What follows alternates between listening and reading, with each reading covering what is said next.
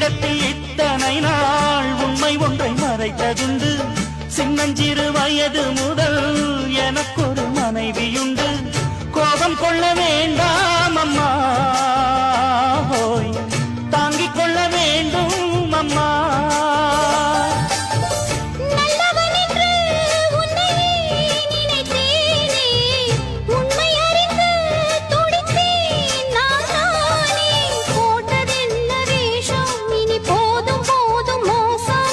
நான் சொன்ன சம்சாரம் எந்தன் சங்கீதம், இதை கண்டு கொள்ள முடியாமல் ஆர்ப்பாட்டமா?